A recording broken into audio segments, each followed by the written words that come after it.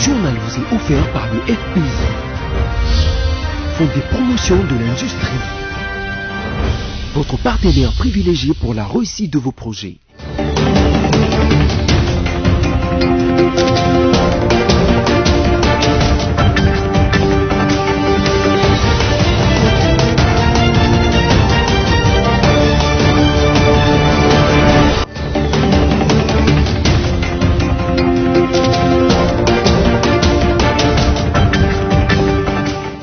De vous informer sur BSC Télévision. Mesdames et messieurs, bienvenue dans ce journal et voici les titres de l'actualité de ce mercredi. À la une de ce soir, la Mouka rejette la décision du gouverneur de la ville de ne pas organiser le marche contre l'entérinement de Ronsard Malonda suite à la présence de la Covid-19. Le secrétaire général de l'ECD, parti politique de Martin Fayoulou, annonce que leur manifestation aura bel et bien lieu et que l'hôtel des villes et le FCC seront tenus pour responsables. Dans ce journal, le bulletin quotidien des comités multisectoriels de lutte contre la pandémie des coronavirus rapporte 77 nouveaux cas pour la journée du mardi 7 juillet 2020. Le total de cas est de 7 737 confirmés, dont 184 décès et 3 492 de personnes guéries. Enfin, comment se passe l'utilisation des cahiers d'exercice des enfants remis par le gouvernement pendant ces temps de la Covid-19? L'équipe de BSC Télévision a fait les constats sur terrain. Encore une fois, bienvenue dans ce journal. La Mouka rejette la décision du gouverneur de la ville de Kinshasa de ne pas organiser le marche contre l'entérinement de Ronsard Malonda suite à la présence de la Covid-19. Le secrétaire général de l'ECD, parti politique de Martin Fayoulou, annonce que leur manifestation aura bel et bien lieu et que l'hôtel des villes et les FCC seront tenus pour responsables. Liévin Luzolo nous en dit plus.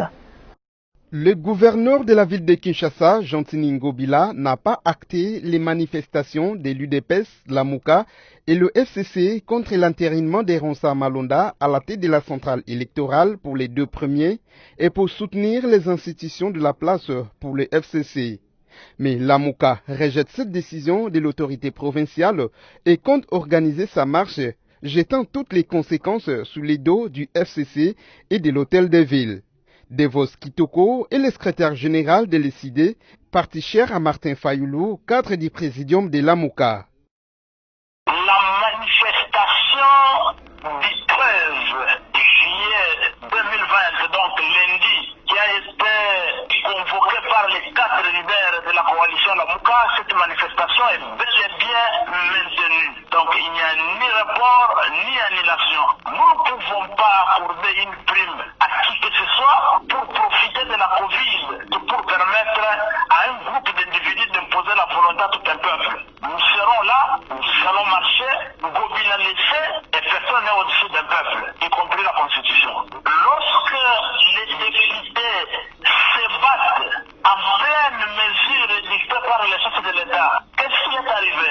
Lorsqu'on arrête un Tunda, les ministres de la Justice, militants et cadres du PPRD Sama se manifestent jusqu'à leur bureau. Nous ne sommes pas pendant ces mesures, mon cher ami, nous allons marcher et nous marcherons jusqu'à ce que M. Malonda va se retirer lui-même ou celui qui l'a proposé va retirer sa candidature comme président de la prochaine CENI. C'est l'hôtel de ville qui sera responsable en cas de contamination en masse. L'UDPS, le parti présidentiel, a également déclaré maintenir sa marche malgré les refus de l'autorité provinciale. Du côté de la police nationale congolaise, l'on annonce que les forces de l'ordre vont empêcher toute manifestation qui pourrait favoriser la propagation de la maladie à Covid-19. Affaire à suivre. La ville de Lubumbashi sera en confinement ce jeudi 9 juillet 2020 pour stopper la propagation de la Covid-19. Une décision prise par le gouvernement provincial, mais que certains observateurs qualifient des règlements de compte, car le même jour, l'opposant Jean-Claude Mouyambo a appelé à des manifestations contre Ronsard Malonda. Liévin Luzolo nous en dit plus. Avec seulement 260 cas positifs, les Haut-Katanga est la province qui connaît plus de confinements que toutes les autres provinces de la RDC dans la lutte contre la Covid-19. Les autorités prévoient de confiner encore les 3 villes de la province et une cité. À l'issue du Conseil des ministres, le gouvernement provincial a décidé de confiner Lubumbashi, Likasi, Kasumbalesa et Kipushi pour officiellement retrouver les contacts indirects des récents cas positifs détectés dans les 4 agglomérations touchées par la Covid-19. Ce confinement qui débute ce jeudi n'est pas du goût de plusieurs louchois qui y trouvent des règlements des comptes politiques entre les gouverneurs Jacques Kabula et l'opposant Jean-Claude Mouyambo. Les dates retenues pour les confinements ne sont pas fortuites. Elles coïncident d'abord avec les jours prévus pour la marche contre la désignation d'Héronsa Malonda à la présidence de la CENI. Une marche que le gouverneur réfute de toutes ses forces. Il a révélé au cours de la marche pour la paix organisée officiellement par la société civile. En parcourant les réseaux sociaux, j'entends des gens dire qu'ils vont marcher les jeudis. Tu vas marcher sur quelle route a-t-il lancé? Un message destiné vraisemblablement aux organisateurs de la marche. Le 11 juillet est une date qui coïncide avec la déclaration de la sécession katangaise. Déjà, des bruits courent sur la ville de Lubumbashi d'une probable attaque des sécessionnistes qui veulent détacher le Katanga du Congo. Face à ces éléments très impondérables, le gouvernement provincial a trouvé un mécanisme pour garder la maîtrise de la situation. La pandémie du coronavirus passe avant tout.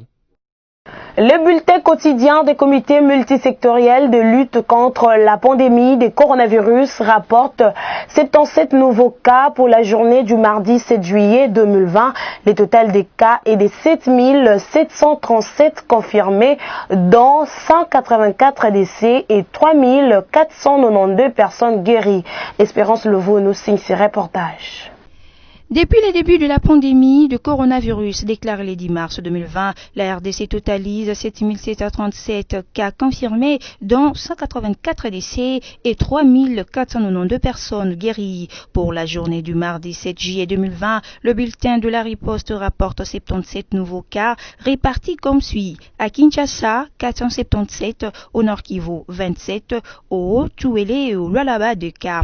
Un nouveau décès et 256 nouvelles personnes sorties guéries. Sur le 26 provinces que compte la République démocratique du Congo, 14 provinces sont touchées, dont Kinshasa avec 6631 cas, suivi du Congo central avec 337 cas, le Haut-Katanga des 160 cas, Sud Kivu des 154 cas, Nord Kivu 16 cas, Lualaba 50 cas, Chopo 13 cas, Haut-Tuélé 13 cas, Kwilu 4 cas, Sud-Ubangi 3 cas, Ituri 3 cas, Équateur 2 cas, Kwango 1 cas et Olomami 1 cas. Signalons que jusqu'à ce jour, la ville de Kinshasa, notamment la commune de Lagombe, reste l'épicentre de la maladie à coronavirus en RDC. Parlons éducation pendant cette période des défis sanitaires en République démocratique du Congo. Comment se passe l'utilisation des cahiers d'exercice des enfants remis par les gouvernements pendant ces temps de la Covid-19? L'équipe de BSC a fait les constats sur terrain. Suivez. Depuis le début de la pandémie déclarée le 10 mars 2020 en République démocratique du Congo, le président de la République, Félix Tshisekedi, avait ordonné la fermeture des écoles, bars, terrasses, boîtes de nuit, églises, restaurants. Le 24 mars 2020, le ministre de l'EPST, Willy Bakonga, avait lancé un programme de cahiers d'exercice pour occuper les élèves durant cette période. L'équipe de BSC Télévision était sur le terrain pour les constats d'utilisation de ces cahiers d'exercice et quelques élèves n'ont pas manqué à démontrer comment ils utilisent ces cahiers. On fait des exercices qu'on va compter à la 3e et 4e période. Tous les cours sont ici. Une finaliste explique également comment elle fait ses exercices.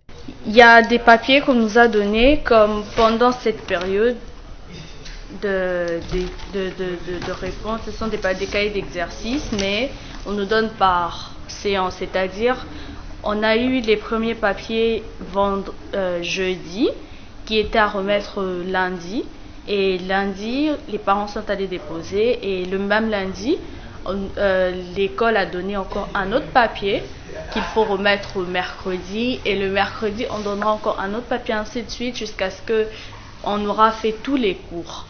Ce sont des cahiers d'exercice, ça nous permet de nous préparer pour les examens d'État.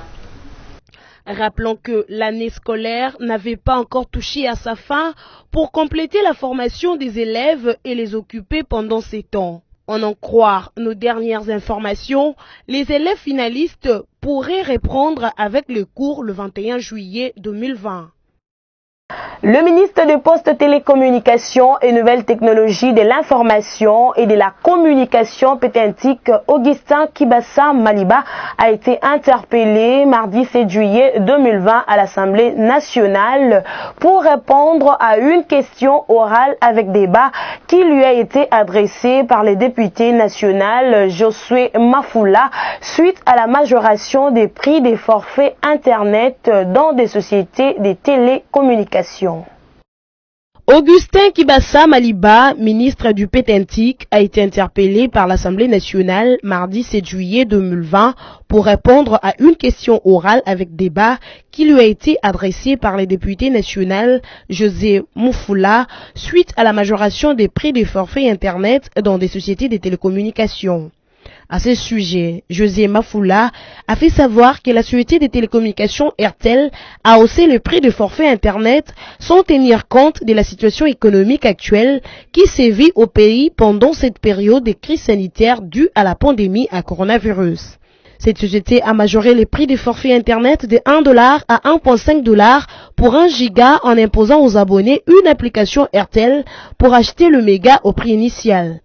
À ce stade, le ministre de la Pétentique va devoir s'expliquer devant les élus du peuple sur cette majoration des prix observés. Il a aussi d'autres questions mentionnées dans la correspondance de cet élu national contre Augustin Kibassa, notamment le rôle de l'autorité de régulation des postes et télécommunications. Rappelant que le prix des unités a pris de l'envol sur les différents marchés et sur toute l'étendue du territoire national. En ce même mardi 7 juillet 2020, il s'est tenu une réunion entre le ministre de Pétentique, Augustin Kibassa, le président de l'ARPTC, Christian Katende, et les 8 opérateurs de GSM. Au centre de leur échange, un système qui sera mis en place et qui va permettre de protéger les utilisateurs des appareils cellulaires. C'est suite au vol des téléphones qui est devenu fréquent, ce système sera très utile en cas de perte de téléphone. Il faut signaler que le lancement de ce système interviendra le 24 septembre de cette année en cours, selon le ministre Kibassa. Après une année passée à la tête de la régie financière provinciale, Rita Bola a démissionné ce mardi 7 juillet 2020 de ses fonctions de directeur général de la Direction générale des recettes de Kinshasa. Christelle Genda nous fait le point. Pour des raisons personnelles, la directrice générale de la Direction générale de recettes de Kinshasa, Rita Boladula, a démissionné de sa fonction ce mardi 7 juillet 2020. Une démission qui intervient à la veille de sa convocation au parquet de Matete ce mercredi 8 juillet pour des renseignements selon l'invitation émanant du palais de la justice et signée par l'inspecteur judiciaire Kilesa Mimbassa. Rita Bola a été nommée directrice générale le 3 juin 2019 par le gouverneur Chantini Ngobila et elle est la première femme à occuper ce poste dans la province de Kinshasa. Rappelons que l'Assemblée provinciale de Kinshasa avait, lors de la plénière du vendredi 31 mai 2019, recommandé la révocation de l'ancienne DG de la DGRK pour insubordination aux ordres du chef de l'État. Mais selon nos informations, Rita Bola a démissionné pour se présenter comme candidate au gouvernorat de Maïndombe. La société civile du Sud Kivu dénonce la reprise des constructions de maisons sur les sites jugés par les autorités impropres à la construction et demande l'implication du gouvernement provincial pour pallier ces problèmes. Suivez Victor Mukenge. La société civile au noyau communal d'Ibonda dénonce pour la énième fois les constructions anarchiques sur le site Giamba déclaré impropre à la construction car il a déjà fait plusieurs dégâts matériels et humains au cours de la dernière saison de pluie. Cette structure citoyenne rappelle que plus de 40 personnes ont perdu la vie dans les catastrophes naturelles suite aux écroulements des murs. Dans un entretien avec les reporters de votre chaîne, David Chikourou, président de cette structure, renseigne que les maisons poussent toujours comme des champignons sur ces sites jugés impropres à la construction. Contacté à ce sujet, le ministre provincial des infrastructures et travaux publics, Emmanuel Ndingayankezi dit la Fantaisie, renseigne que le gouvernement provincial du Sud Kivu met tout en œuvre pour pallier ces problèmes. Je pense que dans les jours qui viennent, vous aurez la réponse. Je ne voulais pas dévoiler les secrets là. Nous sommes réunis en conseil, on en avait parlé. D'ailleurs, on avait chargé moi et mon collègue de l'intérieur pour traiter les dossiers. Je pense que d'ici là, vous aurez des conclusions par rapport. Signalons que la ville de Bukavu a enregistré plusieurs cas de mort suite aux constructions de maisons sur des sites jugés impropres à la construction dans toutes les 3 communes que compte la ville de Bukavu. Le ministre du Développement rural Guy Mikoulou a annoncé mardi 7 juillet 2020 la réhabilitation imminente de 1000 km des routes des dessertes agricoles dans chacune des provinces du pays afin de favoriser l'évacuation de produits agricoles. Un élément de Christelle Genda rendu par Merveille Bavrebaille.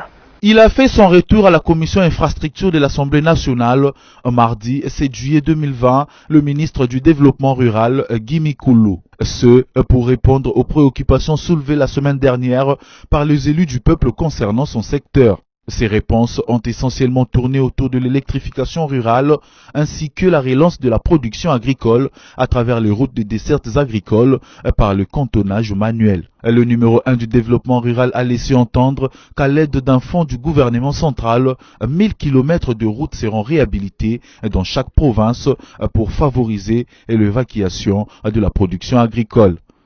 Ce projet va démarrer sous peu, malgré la conjoncture du moment, a dit le ministre en expliquant combien les députés aimeraient voir ce genre de projet réussir pour le bien-être de leurs électeurs. Il a également rassuré aux députés que les missions du développement rural sont très importantes dans l'amélioration des conditions de vie de la population qui vivent dans les milieux ruraux et périurbains, mais aussi la réalisation de ces activités va permettre la relance de la production nationale, surtout en ce qui concerne l'entretien et la réhabilitation de routes de dessertes agricoles, a-t-il mentionné lors de son audition. Mesdames et messieurs, avant de nous quitter,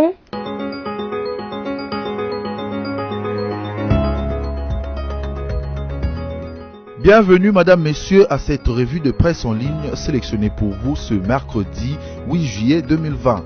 Commençons avec actualité.cd qui titre « Congo central, les représentants des confessions religieuses encouragent le dialogue entre les deux institutions provinciales ». Les représentants des confessions religieuses de cette province ont, dans une déclaration mardi 7 juillet, appelé les deux institutions provinciales, à savoir l'Assemblée et le gouvernement, à un dialogue afin d'aplanir les divergences. Depuis 8 mois, la province du Congo central traverse des moments difficiles provoqués par un conflit qui oppose l'Assemblée et l'exécutif provincial. Ces conflits ont conduit à la destitution du gouvernement à 2 reprises, mais ce dernier est toujours en place.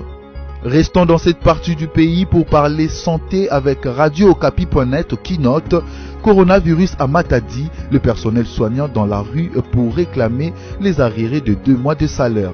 Près de 180 partenaires dont le médecin, infirmier, relais communautaire, bancardier ont manifesté mardi 7 juillet devant la zone de santé de Nzanza à Matadi dans la province du Congo central. Ces prestataires commis dans divers secteurs de la riposte contre la Covid-19 revendiquent la paye de 2 derniers mois, mai et juin 2020. Ils déclarent avoir travaillé durement prenant au risque d'attraper la Covid-19 en acceptant des promesses, mais aujourd'hui, ils sont à bout de patience. Le ministre provincial de la Santé, Nestor Mandiangou, les a appelés au calme et leur a demandé de reprendre le travail. Pour lui, le fonds destiné à la paie de ses agents serait déjà arrivé dans la province depuis une semaine, mais les réunions se succèdent pour sa répartition équitable. Bouclons la manche avec Prospérité Online qui s'interroge en RDC. Le médecin chez Ilunga Ilunkamba aujourd'hui, dans le cadre de la journée Hôpital sans médecin, le blouse blanche réuni au sein du collectif national de médecins non primés décidé de ne pas se rendre ce mercredi 8 juillet 2020 dans leur lieu de travail pour porter haut et fort leurs différentes revendications auprès des autorités du pays. Ces hommes et femmes ont pris d'assaut les rues de la capitale congolaise et de toutes les autres provinces du territoire pour exiger à l'exécutif central les paiements de leurs primes des risques trimestriels non encore touchés jusqu'à ces jours. Aussi, ce collectif de médecins non primés réclame l'amélioration de leurs conditions de travail, renseigne le quotidien. Pour le médecin de Kinshasa, la marche aura comme point de chute la primature, tandis que ceux de l'intérieur se réuniront devant les sièges de leur assemblée provinciale. Fin de cette revue de presse en ligne. Madame, Messieurs, bonne suite de programme sur BSC Télévision.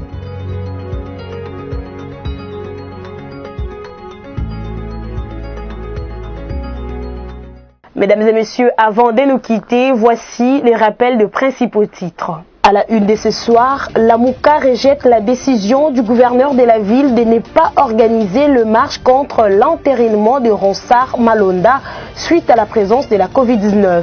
Le secrétaire général de l'ECD, parti politique de Martin Fayoulou, annonce que leur manifestation aura bel et bien lieu et que l'hôtel de ville et le FCC seront tenus pour responsables.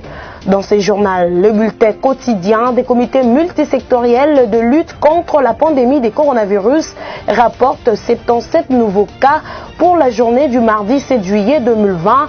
Le total de cas est de 7737 confirmés, dont 184 décès et 3492 de personnes guéries. Enfin, comment se passe l'utilisation des cahiers d'exercice des enfants remis par le gouvernement pendant ces temps de la Covid-19?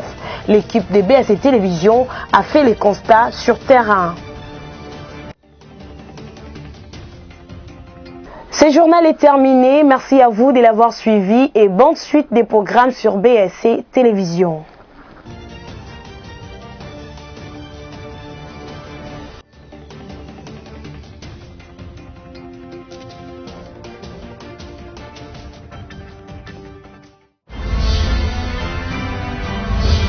Ce journal vous a été offert par le FPI, Fonds des promotions de l'industrie, votre partenaire privilégié pour la réussite de vos projets.